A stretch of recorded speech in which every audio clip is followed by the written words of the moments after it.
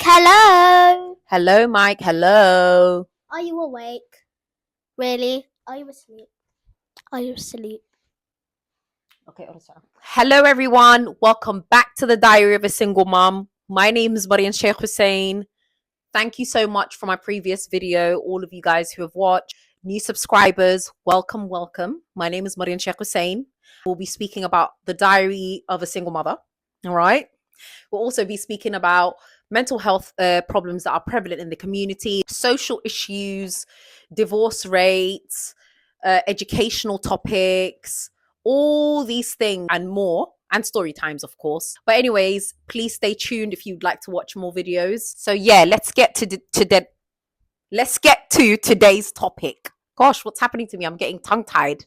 This video is going to be about seeking approval from people and why you shouldn't seek approval from people. And it's so easy to say that because you can't just one day stop seeking approval from people. I feel like it's a part of the journey of figuring yourself out. And if you've come from a family background where you've had to seek approval from your parents to basically survive, for example, you were told to do loads of chores as a child, and if you didn't do it, you would get punished, right? That's a form of external reinforcement, and it's probably is negative. And also there could be forms of external reinforcement, such as rewards, like in the school systems. When you do something good, they give you rewards, right? But sometimes that can actually be counterintuitive because it can go against you functioning as someone who is whole, someone who is happy within themselves despite whatever's going on around them. This means that you shouldn't be not caring about anyone's opinion, but don't be moved by it. When you stop being moved by it, that's when you start to realize that you are gaining strength inside of you, despite what people say. From my childhood up until my 20s, I was seeking approval from outside of me. And that led to me attracting people and letting people stay for too long, basically, in my life who didn't deserve to be in my life. It allowed for me to get mistreated. It allowed for me to constantly seek this approval from people who were giving it to me, but like they were giving me drips and drabs of it, because they know a person can sense out when you're trying to seek approval. A person can sense out when you're someone who is looking outside of yourself for, oh, a well done, or I love you, or you're doing great, you know? If you don't give that to yourself, what's going to happen is people can sniff that out. There are different ways of filling yourself up. So you could do it through meditation, you could do it through journaling, you could do it through prayer. Anytime I move away from my faith, I start to feel sad and lost. Anytime I get closer to my faith and I pray my salah and I pray all my prayers and I make a lot of adhkar and I make a lot of dua to God, to Allah, right? Whatever you believe in, right? But for me, it's Islam. So whenever I pray to God, I feel like I've come back to where I am right now. I've come back to the present. I feel more grateful for what I have. I feel more grateful for the things that I have achieved, even if they're small. It's really important to give yourself time to sit down and to just reflect on the things that you've done. There's also exercise. Obviously, I can't lie to you. That's something I gotta work on, girl. I gotta lock in. Whenever I exercise and I do it on a consistent basis, my mind starts to expand. And then I can sit down and I can actually review things and look at things from a detached way, from a way where it's like I'm not getting overly emotional over it. And that makes it easier for me to assess my position where I'm at right now, what I need to improve, and then I can focus on whatever goals that I want to work on, right? But the important thing is these grounding techniques, such as journaling, meditation, and prayer, is not for an end goal, is not so you can achieve something or get something. It's for you to accept where you are right now and to just be still for a moment and just be here for a moment. Just you're here. And I always tell myself that, especially when I start to see that I'm kind of getting off track. I just bring myself back and I just tell myself things like I'm here. Like I literally write affirmations on my phone and I say things like I'm here, I'm present, none of this matters. Like I was literally saying that to myself this morning. I was feeling quite down And today I didn't want to film, actually, surprisingly enough, which is why this topic is so important for me and for you, all of us, to just learn that sometimes we're thinking of chasing this, chasing that, getting this person's approval, doing this, doing that, that we lose ourselves in the process. So, getting back to the topic, I'm going to speak about ways that I used to seek approval. I feel like I was a bit close to the mic, but I'm not going to delete that first part of my video because I think it was so good and my conversation was just flowing. As we move. So I was in my 20s. I remember I was like seeking approval from the marriage I was in. I was seeking approval from, people that took care of me when I was younger, like my mom and my dad. And I was constantly seeking approval, seeking approval. When I first got married, my dad wasn't happy about it. So he would always like say things like, oh, she didn't finish her education. He was quite upset. So he used to keep saying she's uneducated. She didn't. You say she's uneducated, even though I finished my A levels, right? But he used to be like, oh, she didn't finish her education. Just comments like that used to make me feel like, of mindi gilnay whatnot, or like just any comment that I would get from anyone to trigger me so bad. And a few people took advantage of that in my life, and what they used to do is they used to say things again that would make me feel down about myself, because they knew that it would trigger me, it would make me feel a type of way. And the problem with that is, anytime I sought approval outside of myself, or anytime that I looked for outside of myself for like confirmation, or to tell me that I'm on the right track or I did the right thing, what would happen is I would feel like I'm in a box. It's like people are trying to squeeze you into this box. Imagine a little box and people are trying to squeeze you in. That's how it feels like. You feel restricted, you feel tight. And that's exactly how I would feel when people would say anything to me like, oh, why are you wearing scarf? Or why are you not wearing headscarf? Or why did you get fat? Or oh, Mariam, what I told you, you look sickly, you look skinny, what happened? Like, all these things would affect me. And then as I literally had to learn it the hard way, because anytime I was getting triggered, I remember when I got to my mid-20s, I was just like, I actually need to sit with this, right? Sit with these triggers and actually feel them. A part of processing your emotions and a part of you learning to detach yourself from painful situations, or it could even be comments, because it will trigger you and it'll take you back to somewhere. Anytime you feel that way, you have to create a routine where you can just sit with it. I remember me sitting down several times a day, and literally, if I pray, I would just sit down there and I would just like allow myself to feel anger or frustration or whatever it is. And still till this day, I do the same thing. Anytime I start to see myself, find myself like going away, or find my mind just rushing, what I say to myself is, okay, Marian, have you been praying properly? Okay, Marian, have you been doing your journaling? Have you actually been writing down how you feel? Like, how you feel? Even if it's jealousy, even if it's anything that you think to yourself, it's negative, I shouldn't be feeling that way. That's a lie, baby girl. That's a lie. Because humans come with a range of emotions. We come with a range of emotions. That's one thing I've learned from a book called Letting Go that I've been reading, right? Like, I finished it and then I keep rereading it. The author is trying to convey on how you can let your emotions go, negative emotions, so that you can go up the scale towards acceptance, towards joy, towards gratitude, and I think the one with the highest frequency was love, right? But underneath all of that, it's guilt, fear, and then the lowest one was shame. I feel like so many of us girls in the Somali community who have been through severe trauma, or have been through things like forced marriage, or have been through things like, subhanallah, like SA, or have been through things like domestic violence, or anything that you've been through, right? That's going to be shame you're holding on to, and shame was the lowest vibrational frequency, right? That kind of stuff weighs you down. So I think it's extremely important that we check in with ourselves and then we let it go.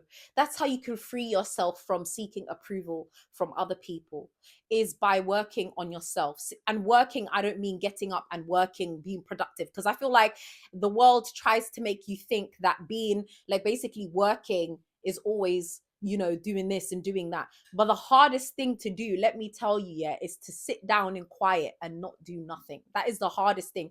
Still till this day, I find it so difficult to just sit down. Like, sometimes I let myself get to a point where I have to sit down. and literally start processing my emotions, because I just kept going, and then I realized, oh my gosh, I feel quite bad. I need to sit down and I need to process what I'm feeling.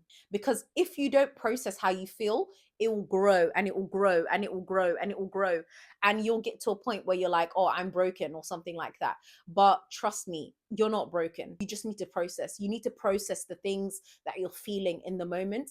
And it's not easy, because sometimes it literally hurts. It literally hurts, like physically, emotionally, it hurts. But you need to feel it in order to let it go. I would say anytime you find yourself always people pleasing, seeking approval, first of all, start with asking yourself, why do I feel the need to make this person happy at the detriment and sacrifice my contentment, my happiness, my journey? Why am I trying to make that person happy in the detriment of my mental health, me feeling good? Ask yourself that, because when that happens, that's when you'll start actually seeing that we are attaching ourselves because we want an outcome out of it. We want a goal out of it. So you want some type of, it's crazy because the mind works in a crazy way. Like, you want approval from outside of you so that you can feel better, but it ends up making you feel worse in the long run. And it actually is not good for you. So after you start sitting down and processing things, you gain strength inside of yourself, and you build something called a mental fortitude, I think, or an emotional fortitude. There was a sister that actually asked me a question. One of my subscribers asked me an amazing question.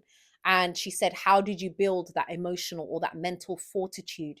It's some type of protective factor. It's like you're now protected, because nothing outside of you can affect you. Nothing outside of you can harm you. And of course, thank God we've got laws in this country. So if someone was to physically hurt you, you got to call the police, honey. I'm just saying, like, if someone tries to mentally hurt you or mentally taunt you, it's okay if it hurts you, especially if it's a family member. Because I can't lie to you, as Somalis, I feel like a lot of our grandparents, or some of you guys as parents, right, might have come from a really difficult background. We had a war. Some of these people are post-war people. So these people are not mentally, they're not well. They're not fully well. Like, they're not fully there. And when they have children, some people, they compete their children against each other. What some people do is they'll say horrible stuff to their children, not understanding the consequences and the long-term effects it has on that child, because things like that can actually turn you into a vulnerable person. It's crazy because I feel like predators can sniff out vulnerable people. Predators can sniff out predatory people. Those horrible people, they can sniff out vulnerable people. Like, they know when they see someone vulnerable. I don't know how that is, but wallahi, trust me, I know. I know. If I know one thing, I know. It's crazy because what I've noticed is, when people subject their own children to that level of harm, right? Children start to think it's normal. And then what happens is we grow up into adults, right? No matter how small or how big the trauma was when you were growing up, or the negative, whatever negative impact it might have had on you, that's beside the case. There are so many stories and so many cases, and everybody has their own story, right? But if you are in that state where it's like you feel empty because in childhood you wasn't taught how to fill yourself up, you wasn't shown love, your mom didn't say to you, hoy wa kujalahay, your dad didn't say to you, ah bakale ila fariso, you know, I'm going to do this with you, or ah bakale, let's go to the masajid, then you're probably going to grow up and be like, oh, like, I'm empty. You won't consciously say that, but subconsciously you're going to be looking outside of yourself for something to make you feel okay. And that anxiety is going to cause you to want to do extra things for people, even when you don't want to, or do this or do that, and jump on people, jump. If people say jump, you say how high, like, you know, it's all become like a quick mechanism for you to do it. The good thing is, when you process your emotions and you sit down and you make a routine for yourself every single day where you just sit down in silence, right? And you write, you journal, and you sit down and you reflect, and you just allow yourself to, even if you're feeling so bad when you wake up early in the morning, because I know that whenever I get, like, I feel really down, what happens is, like, I don't even want to get up. And then I'll get up and I'll sit down for a little bit. I'll pray, I'll sit down for a little bit. And then I'm just like, okay, I'll get up, I'll make breakfast, and then I feel a bit better. Get yourself out of bed and create a routine for yourself. Give yourself time to process those feelings that you have. As moms, it feels like we do not have any time in the day. And trust me, I'm right there with you. But if you can just make 5 minutes for yourself a day where you sit down and you just reflect. And if you fall off it, don't be hard on yourself. You're going to come back again. Do you know how many times I've gone off the path and then I've had to come back again and align myself? You know, it's a part of the process. Nobody is perfect. Nobody's perfect. We're all a learning process. So I'm going to leave you guys with the quotes because I'm going to end it here soon. The quote is, I think it was something along the lines of, if an individual has the power to feed you, they also have the power to starve you, honey. Did you hear me? Yeah. If an individual in your life has the power to feed you, right, and you are depending fully on them, just remember that they also have a power to starve you too. Always make sure you got your thing going on. I'm so sorry. Whatever happens, someone who loves you will want you to excel. Someone who loves you will want you to improve. Someone who loves you will want you to do better. They'll make your life easier for you, especially if we're speaking about a partner aspect, someone you decide to be with romantically. They should want you to accelerate in your life, to excel, to work towards excellence, to be beautiful, to be good, to be this, to be that, everything. They shouldn't withhold things from you. And if that's the case and you're in that situation, just remember, if the person has the power to feed you, they have the power to starve you. And whatever situation you're going through, make a plan for yourself. Make a plan for yourself. Because at the end of the day, if you're not around this person that you're dependent on, what would you have? You need to make sure you got your own back. I think you've got yourself at the end of the day. Like, I'm going to be fully honest. If you've come from a background where it's like there's complete lack of support all around you, right? You're going to be faced with you only. At one point, it was just me and Allah, wallahi, my kids, for quite a long while. And what I did during that time, I can't lie to you, I healed a lot, but I also started closing myself, which wasn't the right thing to do. Because me closing myself made me become suspicious of everyone. And that's the downside to protecting your energy. So just know, just have that in mind, but make it your priority to protect your energy, right? And to also know that if you're depending on someone and they're doing this to you, wallahi, you're going to be in a position where you're doing, like, you're seeking things even outside in the workplace. I think there's a saying that goes, the thing that, what was it again? It's like, how you do one thing is how you do everything. So if you're in a position where, you know, you're constantly overworking yourself for other people, or you're giving your arm and a leg for other people, and you don't have anything left for yourself, it's going to be the same at work. It's going to be the same with your ilmahage. It's going to be the same with your relatives. It's going to be the same with your friends. And then the one time you do say no, people will be like, she said no. How dare she say no? But anyways, guys, I'm going to leave the video here. Love you guys. Please make sure you click like, comment, and subscribe. You know what to do, guys. You know what to do. Bye.